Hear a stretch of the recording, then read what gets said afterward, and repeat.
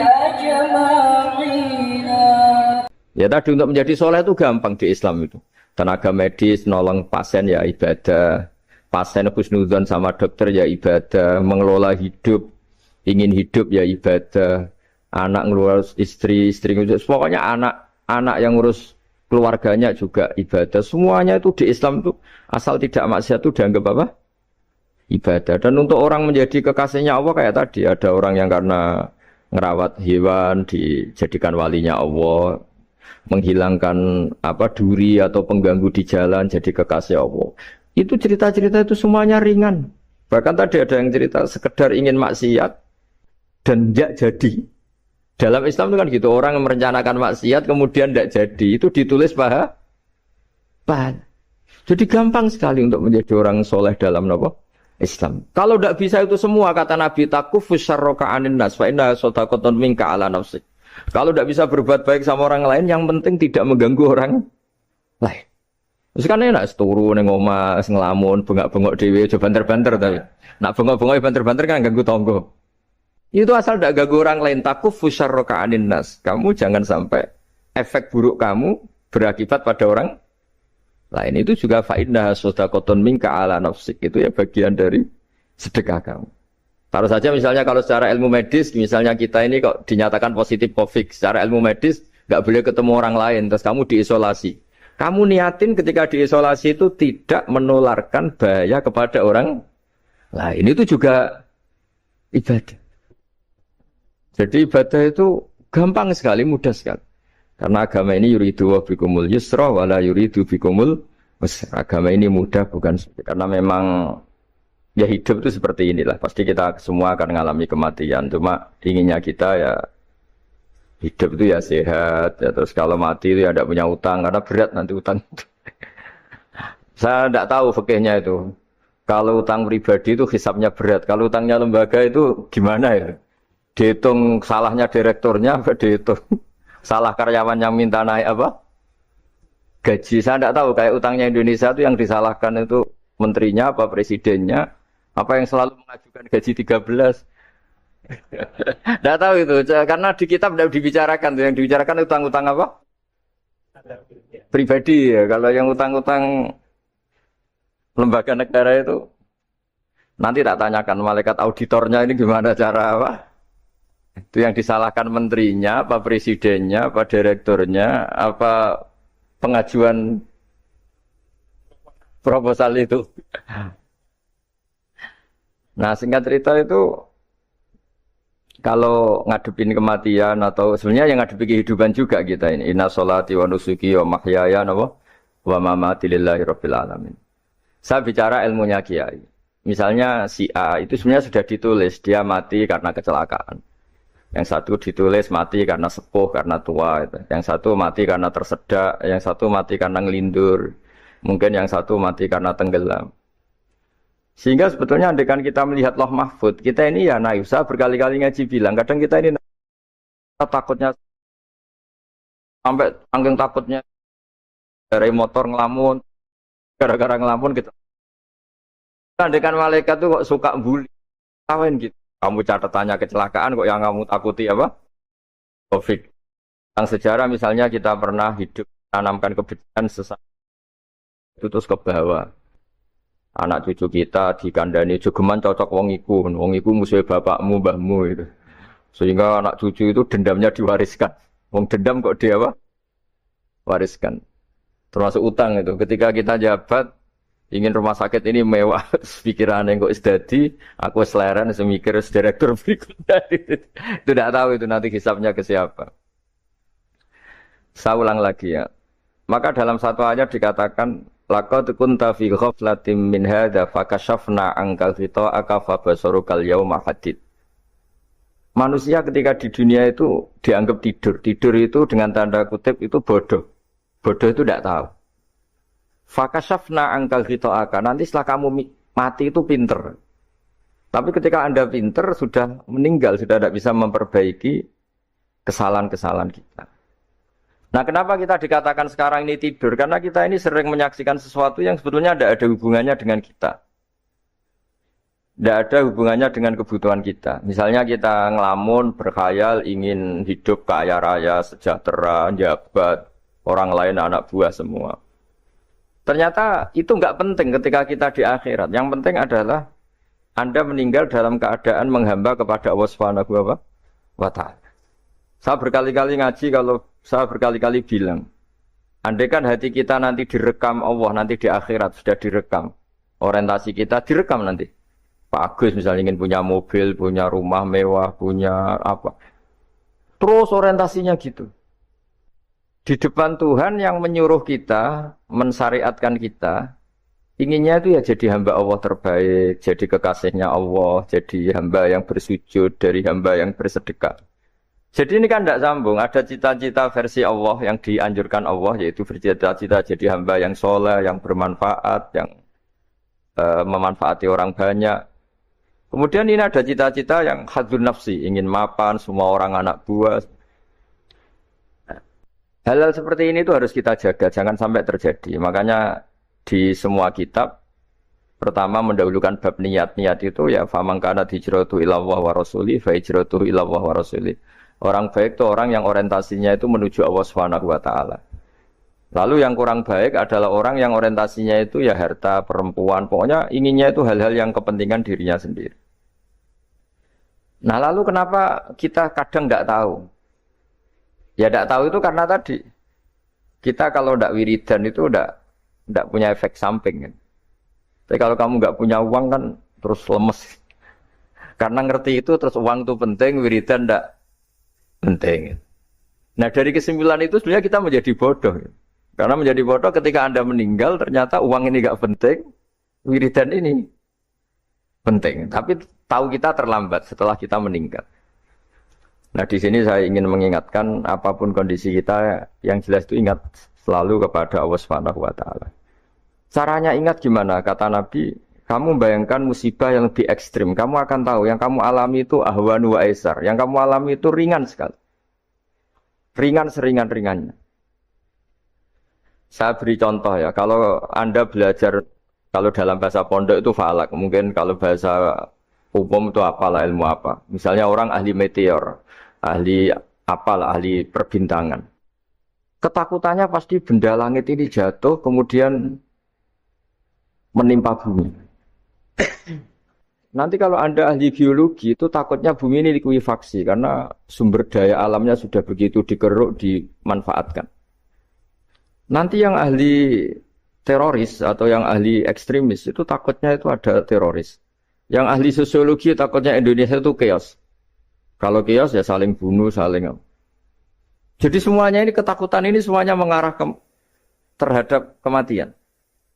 Kecelakaan lalu lintas ya menjadikan orang mati. Likuifaksi kayak kemarin di Sulawesi ya, iya, gunung meletus, gempa, tsunami. Nah ketakutan yang menjadikan kematian sebenarnya banyak. Kalau baru tsunami aja ya orang takutnya ke tsunami. Nanti kalau ada kematian gempa ya takutnya gempa. Kalau temanya COVID ya takutnya COVID. Terus kalau ada tetangga mati karena ngelindur ya baru gue nak turu hati-hati nggak nak mati ngelindur. Jadi, nah masalahnya kan kita tidak tahu, nggak tahunya itu. Ya tadi takutnya COVID ternyata catatannya itu mati kecelakaan. Takutnya kecelakaan ternyata matinya itu ngelindur. Kan kita tidak pernah tahu. Dari tidak pernah tahu itu kemudian agama datang dengan anjuran, sudahlah kamu tawakal bahwa semua urusan kamu di tangan Allah Subhanahu wa Ta'ala. Inna sholati wa nusuki wa mahyaya wa mamati lillahi rabbil alamin la syarikalah. Yes, ibadah kita, sholat kita, hidup kita, mati kita semua di tangan Allah Subhanahu wa Ta'ala. Sehingga dengan berpikir begini ini melihat COVID itu ya kayak melihat potensi kematian yang lain, kayak karena gempa, likuifaksi, kecelakaan, karena ngelindur, karena macam-macam. Kenapa saya membuat atau menyarankan ya supaya orang berpikir demikian, supaya bersyukur bahwa kita ini dihimpit, disekelilingi penyebab kematian tadi. Kalau kita ahli meteorologi mungkin takutnya itu asteroid jatuh, terus kemudian meteor jatuh yang nggak habis digesek oleh sistem alam, terus macam-macam. Yang ahli gempa juga takutnya gempa, yang ahli tsunami takutnya Tsunami yang ahli sosial takutnya Indonesia chaos kemudian saling apa? Bunuh, saling apa dan sebagainya dan sebagainya. Nah, dengan keadaan seperti ini kita ini baik sekali. Bukan sekedar baik, baik sekali. Kita tidak mengalami chaos sosial, kita tidak mengalami likuifaksi, kita tidak mengalami benturan benda langit di bumi kita. Karena itu sekali terjadi, bukan 1-2 lagi, tapi habis seluruh Indonesia, mungkin seluruh dunia. Nah, di sini cara Allah membuat kita selalu bersyukur bahwa hal-hal itu tidak terjadi. Jadi ada sebuah ayat yang Allah selalu mengingatkan, A'amintum man fis sama ayyakhsifa bikumul ardo faidah hiya tamur. Kamu boleh sekali-kali berpikir, bumi ini justru potensinya itu likuifaksi, potensinya itu hancur karena di bawah itu ada magma, ada apa minyak, ada macam-macam. Ini kan di bawah ini kan ngerongkong cara Jawa itu karena diambilin terus. Biro-biro diambil ya ini ya ono masih bisa dipakai. Belum sistem bumi sendiri wafil arti kita mutajawirat, bumi sendiri itu berupa lempengan-lempengan. Setiap saat itu potensinya geser, sekali geser ya jadi gempa itu. Terus belum benda langit yang potensinya juga jatuh, sekali jatuh ya habis kita. Jadi yang kita ini dikepung sekian potensi yang bisa menghancurkan kita. Tapi nyatanya mulai Nabi Adam sampai sekarang itu ada kehidupan, ada khayal. Sing Joko ya kepengen payu rabi, mungkin sing wis payu rabi ya mbah kepengen mbah roh. Macam-macam lah. Tapi yang jelas itu wong dikepung kematian kok ya khayalnya masih tinggi gitu. Lah enggak pernah ngayal ya orang yang utang ditagih itu, gak kober ngayal. Soalnya wedine tanggal kredit itu. Tapi ini saya cerita supaya orang Indonesia itu ngerti lah bahwa yang ngepung kita itu tidak hanya Covid. Banyak. Makanya orang Arab itu kalau ngendikan itu wa man lam yamut bisayfi mata bi khairihi ta'addadatil asbab wal maut wahidu. Karena orang Arab itu kan dulu Arab sebelum Islam itu kan satu kabilah nyerang kabilah yang lain. Wah itu kan harus butuh orang-orang tangguh karena dulu sistem rezekinya kayak sistem Indonesia dulu lah. Kerajaan ini nyerang ini supaya satu kerajaan punya eksistensi harus mengalahkan kerajaan yang lain. Bahkan cerita-cerita itu sama lah di Indonesia di mana-mana. Nah itu pemuda-pemuda yang gagah berani itu karena punya pegangan tadi. Wa man lam yamut bisayfi toh mata biwirihi. Kalau kamu tidak mati di medan perang ya tetap aja mati juga. Sehingga mereka kendel gitu kata cerita orang dulu. Ta'addadatil asbab wal maut wahidu. Sebab kematian bisa macam-macam, tapi kesimpulannya tetap saja namanya mati. Kalau versi Kiai itu kematian itu dianggap hal yang sebetulnya ada versi Kiai ya semua orang tahu lah pasti mati itu. Cuma inginnya mati itu kan macam-macam. Inginnya ya setelah kaya, terus setelah mapan, terus menangi anaknya mapan, cucunya mapan gitu. Terus itu pun sebetulnya ada siap mati juga. Tapi ya tetap mati gitu. Jadi saya punya cerita, saya akan cerita yang lucu-lucu ya supaya enggak tegang ya menghadapi kematian. Dulu itu kroni itu ya sudah ada. Jadi Nabi itu ya punya kroni, tidak hanya pejabat. Nabi itu punya kroni. Nabi Sulaiman itu bisa terbang. Ya mulai dulu manfaatkan angin. Jadi angin itu mulai dulu memang luar biasa. Dimanfaatkan orang sekarang mulai tenaga angin, pakai rem angin. Mulai dulu angin itu luar biasa. Nah itu teman dekatnya Nabi Sulaiman tuh ya agak sopan tuh bilang gini. Itu Pak Nabi itu kalau nanti ada malaikat Israel, saya pinjam anginnya supaya tidak bisa ngejar saya katanya. Jadi mulai dulu tidak hanya pejabat, Nabi pun ya punya teman yang agak-agak gimana itu. Suatu saat malaikat Israel disuruh nyabut orang, misalnya namanya siapa lah. Nanti saya sebut ada yang tepaan sama nanti tersinggung, ya semuanya siapa gitu. Yang jelas namanya ada Agus tidak Bambang karena bahasa Arab. Itu orang ini cabut di India. Nabi Sulaiman kira-kira ya di Palestina lah kira-kira. Si orang ini ternyata di dekat Nabi Sulaiman. Nah karena Nabi itu kan orang hebat lah. Sehingga malaikat ya kadang silaturahim ke para Nabi. Israel sendiri ya kadang-kadang silaturahim ke para Nabi. Silaturahim yang paling enggak disukai ya silaturahimnya malaikat Israel. Datang ke Nabi Sulaiman, sebenarnya niatnya silaturahim. Ternyata ketemu orang itu. Kaget malaikat. Waduh ini gimana ini? Kok saya disuruh nyabut di India, kok orangnya di Palestina. Nabi Sulaiman kira-kira di kawasan Palestina, di wilayah yang katanya Israel itu. Karena Palestina kita tahu kan, menurut pemerintahan Israel itu wilayah Israel, menurut Palestina pemerintahan apa? Palestina. Tapi Indonesia alhamdulillah sampai sekarang itu nggak mau atau tidak punya hubungan diplomatik dengan apa? Israel. Sehingga kita harus mengistilahkan Palestina untuk warga Indonesia. Kaget malaikat ini katanya disuruh nyabut di India kok ada di sini. Nah si Kroni ini, si orang yang itu melihat malaikat Israel, entah kenapa kok dia bisa melihat itu. Mungkin punya kekuatan tertentu karena dekat Nabi. Kaget ya. Malaikat melihat dia karena janggal ya. Disuruh nyabut di India, orangnya di Palestina. Si orang ini melihat malaikat juga takut. Malaikat itu punya hawa yang luar biasa. Akhirnya bilang ke Nabi Sulaiman, ya Nabi Allah tolong pinjemin saya angin untuk saat ini juga saya bisa terbang ke India. Dipinjemin sama Nabi Sulaiman. Akhirnya orang itu sampai ke India. Dikira angin itu sudah segala-galanya sampai India. Terus malaikat senyum, seneng dia. Wah ini sesuai protokol.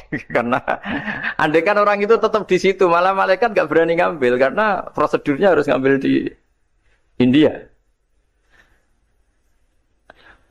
Jadi andai kan dia tetap diam di situ, sebenarnya malah gak masalah. Karena gak sesuai apa? Panduannya harus karena dia terbang di India, malaikat itu nyusul ya terus diambil karena sesuai apa? Ya, sesuai perintah harus memang diambil di India. Lalu Islam itu mengajarkan aksiru min dzikri hadhimil ladzat. Kamu harus banyak ingat mati. Tapi uniknya Islam itu menyuruh ingat mati itu disuruh justru semangat hidup. Karena kita butuh bekal itu. Jadi kalau kamu ingat mati itu jangan terus loyo, terus nunggu takdir mati itu enggak, malah disuruh semangat. Nah, tenaga medis semangat mengobati pasien, yang pasien juga semangat mensupport dirinya supaya punya keberanian hidup. Orang Jawa nunggoni anak, nunggoni putu. Kalau saya sebagai kiai ya nunggoni santri, nunggoni umat. Jadi ingat mati itu justru dengan cara mencintai hidup. Karena hidup ini adalah bekal kita untuk sanggup ketemu Allah Subhanahu wa taala. Kadang-kadang bekal itu mudah sekali. Ada orang nakal gara-gara minumin anjing yang baru haus, sama Allah dimaafkan. Ada orang yang pulang dari tempat kerjanya, ada duri di tengah jalan, disikirkan takut kena orang, diampuni Allah, akhirnya menjadi ahli apa? Surga. Ada orang yang kerja untuk orang tuanya, kemudian orang tuanya dicukupin menjadi ahli surga. Bahkan ada ahli surga itu ceritanya itu, tapi ini jangan dicoba. Ada orang sudah jelas niat, nyon sewu niat zina. Sudah tinggal itu terus mikir dia. Saat itu takut Allah gak jadi. Barokahnya gak jadi langsung dia jadi ahli surga. Sarannya gak jadi loh. Tapi ya tidak usah dicoba. Itu kalau keterusan masalah. Jadi Islam itu menganjurkan ingat mati, tapi justru dengan cara mencintai kehidupan. Karena yang jadi referensi Allah nanti di akhirat adalah perilaku kita, amal kita zaman apa? Hidup. Jadi disuruh ingat mati, tapi justru dengan cara sangat mencintai apa? Kehidupan. Lalu yang dinamakan kehidupan itu apa? Ya kita-kita ini. Ada yang mengkhidmati agama, mengkhidmati orang sakit. Mengkhidmati itu ya berbakti, membantu, ada yang nata lalu lintas, ada yang nata keamanan kayak Pak Polisi, ada yang nata keuangan kayak Kemenku, macam-macam. Semuanya harus kita cintai, profesi-profesi yang oleh Islam dianjurkan untuk kita nekuni itu. Jadi saya mohon lewat cerita ini orang itu tidak fokus takut COVID. Kasihan COVID kan jadi tersangka pembunuh sendiri. Padahal di kampung-kampung orang lugu-lugu yang saking nggak ngertinya itu kalau dikasih sumbangan tuh katanya itu salam yang Covid matur nuwun. Itu ribet kalau orang lugu-lugu itu. Dikira Covid itu satu makhluk atau manusia yang apa? Nyumbang itu. Jadi saya mohon semohon-mohonnya, seminta-mintanya sampean harus ngitung nikmat lah.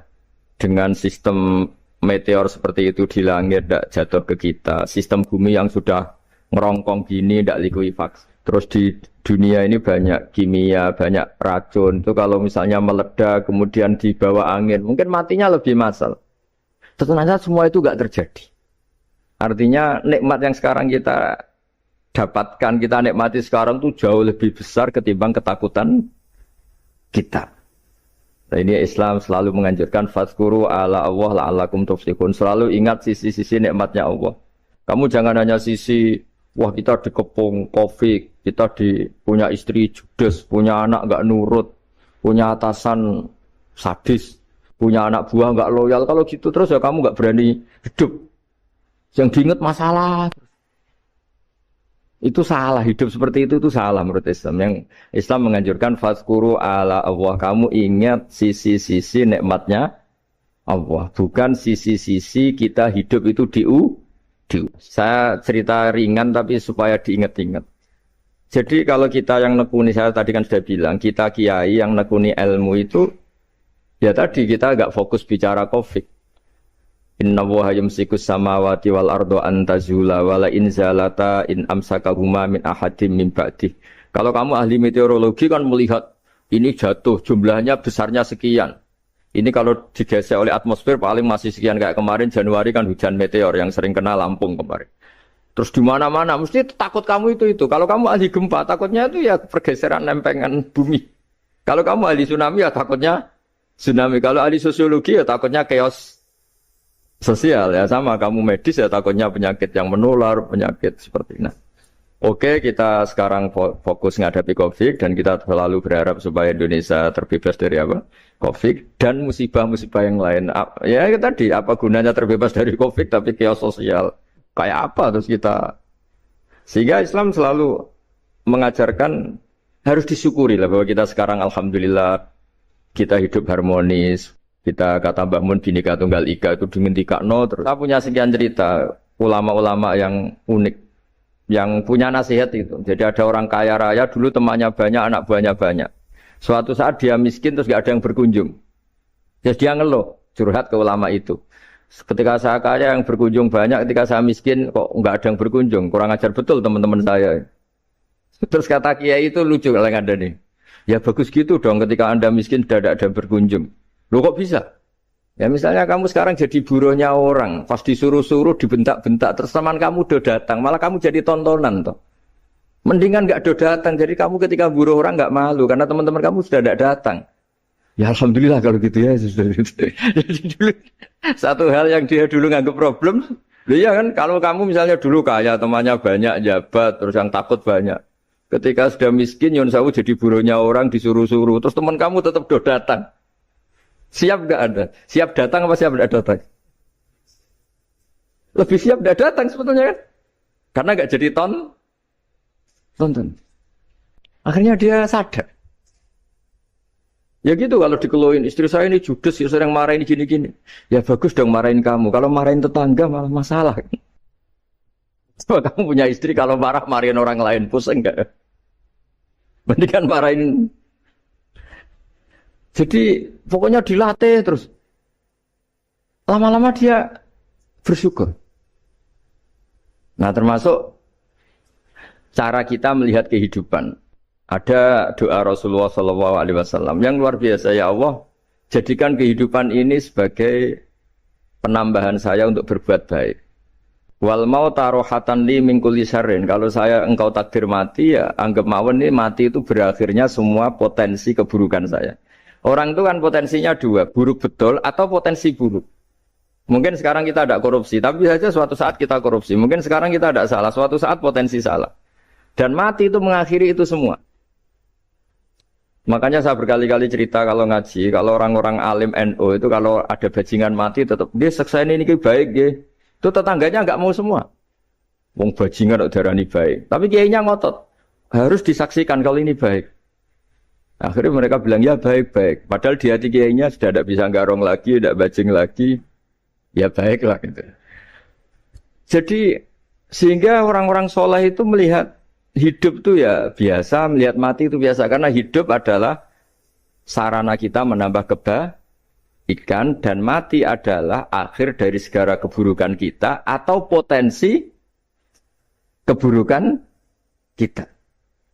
Jadi Islam itu mengajarkan kita gimana menghadapi kehidupan, juga gimana menghadapi apa?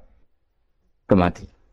Jadi saya ulang lagi, itu ajaran-ajaran Islam yang luar biasa. Jadi ij'alil hayata ziyadatan li fi kulli khairin wal mauta rohatan li min kulli syarrin. Jadi hidup menambah kebaikan, kalau kita mati anggap saja mengakhiri semua buruk kita kalau kita sedang buruk atau potensi keburukan kita.